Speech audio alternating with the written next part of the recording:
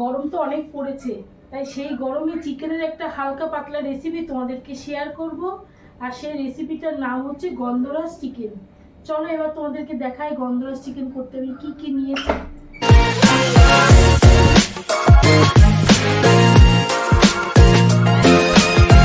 প্রথমে আমি নিয়ে নিচ্ছি জল ঝরানো চিকেন। এখানে চিকেন 750 মতো আছে। নিয়ে নিচ্ছি এখানে জল ঝরানো টক দই,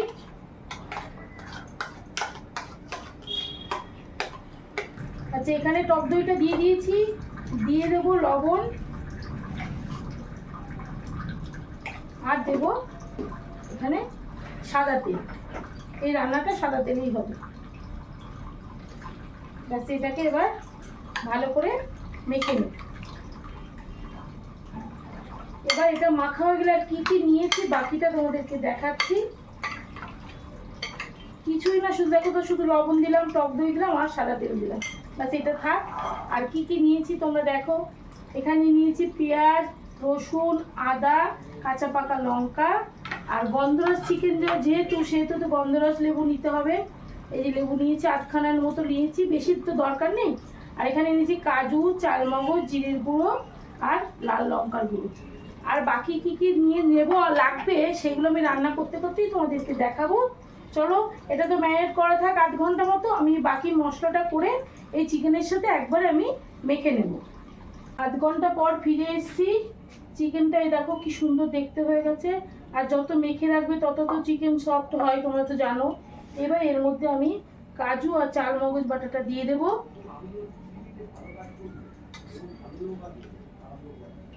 দিয়ে দেব এখানে পেঁয়াজ, রসুন, আদা আর কাঁচা লঙ্কা বাটা। পুরোটা কিন্তু একবারে মেখে আমি কড়াতে বসিয়ে দেব। যা যা দেওয়ার এখনই দিয়ে দেব। আচ্ছা এখানে দিয়ে দেব লঙ্কার গুঁড়ো, জিরের গুঁড়ো আর গরম মশলা।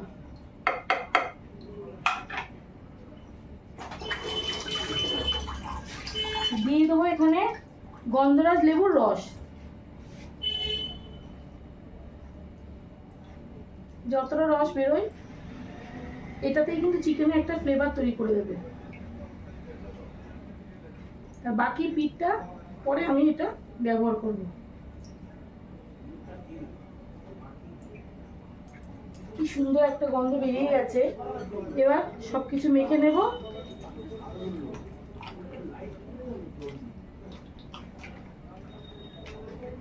তেজপাতাটা আমি এখন দিলাম না, আমি কড়াতে যখন তেল দেবো তখন তেজপাতাটা দিয়ে আমি এই চিকেনটা ছেড়ে দেবো।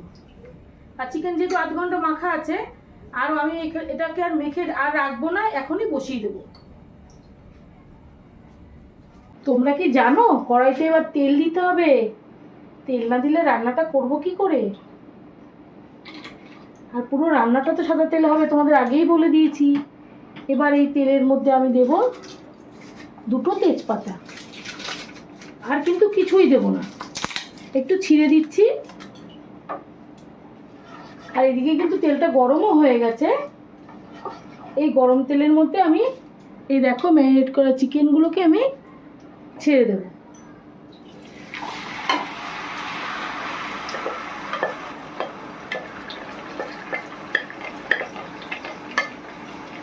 এবার ভালো করে কষিয়ে নেব। যতক্ষণ না চিকেনটা কষা হচ্ছে ততক্ষণ কিন্তু আমি চিকেনটাকে ঢেকে ঢেকে রান্না করব। এই যে ঢেকে রাখলাম, ঢাকনাটা খুলে এবার দেখবো চিকেনটা কতটা রেডি হয়েছে। এই দেখো বন্ধুরা, চিকেন থেকে কত জল বেরিয়েছে। এই জলগুলো কিন্তু এখন শুকোতে হবে। আর আমি ঢাকনা বন্ধ রাখবো না, এবার বাকি রান্নাটা খুলেই করব। ঢাকনাটা খুলে করব।